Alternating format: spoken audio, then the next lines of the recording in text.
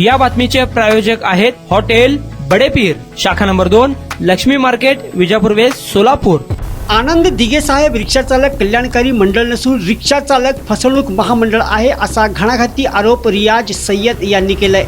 शासकीय कर्मचाऱ्यांना 60 वर्षात रिटायर करता 65 वर्षावरील रिक्षा चालकांना सन्मान निधी देताय, हा कुठला न्याय असाही सवाल रियाज सय्यद यांनी केलाय। परिवहन मंत्री प्रताप सरनाईक यांना रिक्षा चालकांचा सवाल।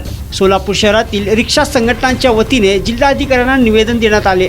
प्रशासनाने आनंद दिघेंच्या नावाने रिक्षा चालकांसाठी कल्याणकारी मंडळ स्थापन करण्यात आले, मात्र हे रिक्षा कल्याणकारी मंडळ फसवणूक करणारे कल्याणकारी मंडळ आहे अशी संतप्त प्रतिक्रिया संघटनेचे अध्यक्ष रियाज सय्यद यांनी दिली आहे। आनंद दिघेच्या नावाने सुरू झालेल्या कल्याणकारी मंडळात सरकार फक्त 50 कोटी देणार आणि 25 लाख रिक्षा चालकांना एकूण 800 रुपये प्रमाणे 200 कोटी जमा करणार, ही सरळ फसवणूक आहे।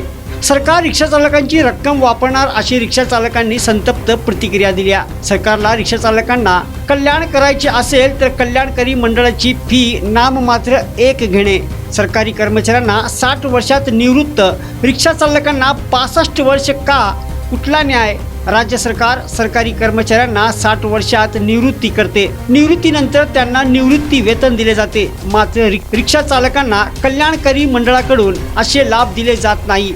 उलट परिवहन मंत्री प्रताप सरनाईक यांनी 65 वर्षानंतर रिक्षा चालकांना एकदाच सन्मान निधी म्हणून 10,000 रुपये दिले जाणार आहे। वाहतूक संघटनेचे अध्यक्ष रियाज सय्यद यांनी व रिक्षा चालकांनी प्रतिक्रिया देताना सांगितले, आम्हाला सन्मान निधी नको तर निवृत्ती वेतन पाहिजे।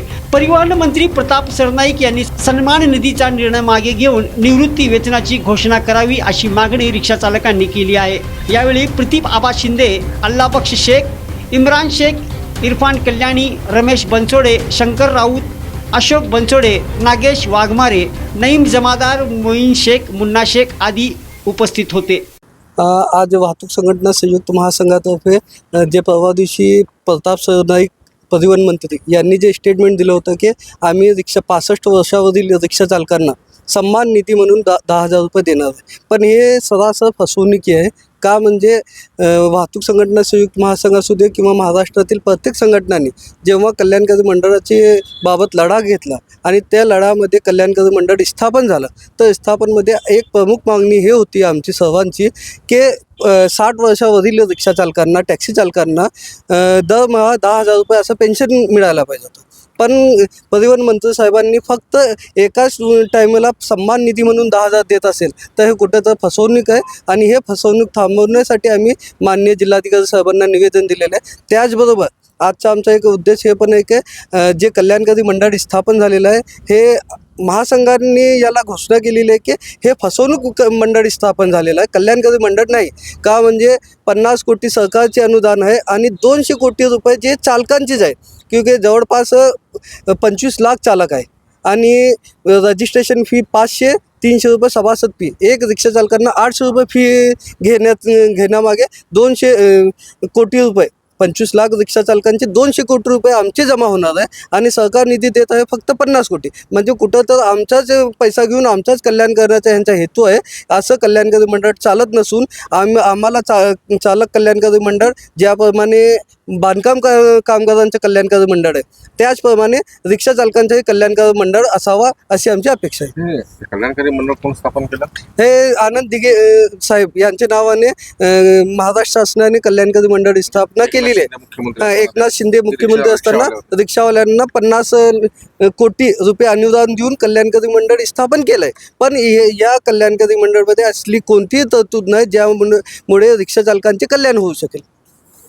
मग आता तुम्ही म्हणता सन्मान निधी योजना जी आणली ती फक्त एकदाच 10,000 रुपये देणार? नाही, परिवहन मंत्र्यांनी सांगितलेलं आहे की एकदाच आम्ही त्यांना सन्मान करून 10,000 रुपये देणार, मग पुढचं जगणं कसं होणार रिक्षा चालकांचं, आमच्या जगणं पुढचं कसं होणार या विषयावर आम्ही निवेदन देण्यात आलेलं आहे। म्हणजे आता एकदा फक्त तुम्हाला पेन्शन पाहिजे असं तुमचं म्हणणं आहे, दर महिन्यात किती पेन्शन पाहिजे? दर महिना आम्हाला 5 ते 10,000 रुपये पेन्शन हवे आहे। का म्हणजे कल्याणकारी मंडळ आम्ही जे महाराष्ट्रामध्ये जे गाड्या आहेत, जे पण वाहनात विकले जातात त्या वाहनावर फक्त 1% सेस पण घेतले सरकारने आणि ते कल्याणकारी मंडळात दिल्यानंतर 1500 कोटी रुपये कल्याणकारी मंडळमध्ये जमा होणार। पण सरकार काय करत आहे, फक्त 50 कोटी देऊन एक लुबाडण्याचं काम आणि चालकांना शांत बसवण्याचं काम करत आहे. आता त्या कल्याणकारी मंडळाच्या सदस्य होण्यासाठी काय पात्रता आहे? कल्याणकारी मंडळ सदस्य होण्यासाठी पहिले तर जे संघटना आहे, संघटनेचे 2 सदस्य आणि जिल्हाधिकारी यांच्या अध्यक्षतेखाली ते कल्याणकारी मंडळ जिल्हा नियोजन समितीकडे देण्यात येणार आहे आणि बाकीचे महाराष्ट्रामध्ये परिवहन खात्यामध्ये ते देण्यात आलेलं आहे. पात्रता काय झालं म्हणजे? त्याला रिक्षा चालकाचं परमिट आणि बॅच लायसन असणे गरजेचं आहे.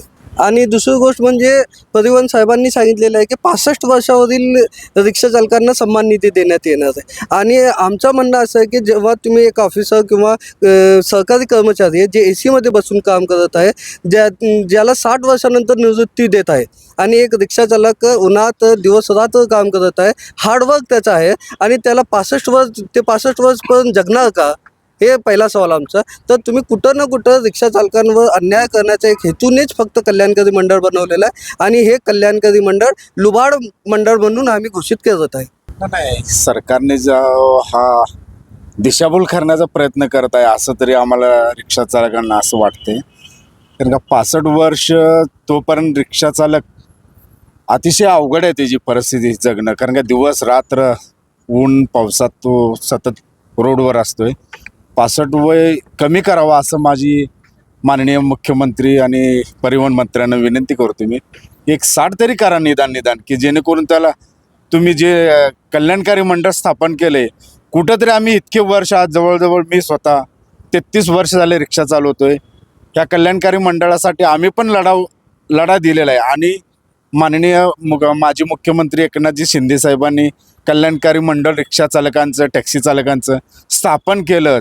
त्याप्रमाणे निदान त्याचा 1% तरी भाग आम्हाला मिळावं, वयोमान कमी करावं अशी माननीय मुख्यमंत्र्यांना या आम्ही वाहतूक संघटना संयुक्त महासंघाच्या माध्यमातून सांगू इच्छितो. जय हिंद, जय महाराष्ट्र, जय महासंघ.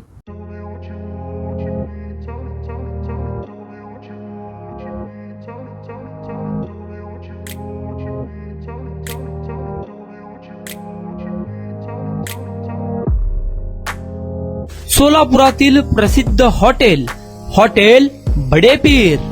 सोलापुरात हॉटेल बडेपीर शाखेच्या यशस्वी वाटचालीनंतर आता आमची दुसरी शाखा लक्ष्मी मार्केट विजापूर वेस येथे सुरू झाली आहे. Mutton biryani, chicken biryani, mutton व चिकनचे विविध आयटम्स उपलब्ध. खवय्यांसाठी खास स्पेशल चिकन तंदुरी फक्त 400 रुपये मध्ये, मटन बिर्याणी फॅमिली पॅक 200 रुपये मध्ये, चिकन बिर्याणी फॅमिली पॅक 210 रुपये मध्ये. याशिवाय स्पेशल मटन चाप, इराणी गुलस्तानी, मटन खुर्चन यासोबत विविध डिश उपलब्ध. खास जुम्मा स्पेशल खिचडा, कद्दू खीर, दालचा खाना मिळेल.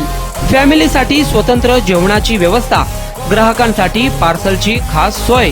हॉटेल बडेपीर, शाखा number 2, Lakshmi market, Vijapur west, Solapur. Proprietor Mohammed Isaq. 9503050076. Mohammed Sohel. 8149278745.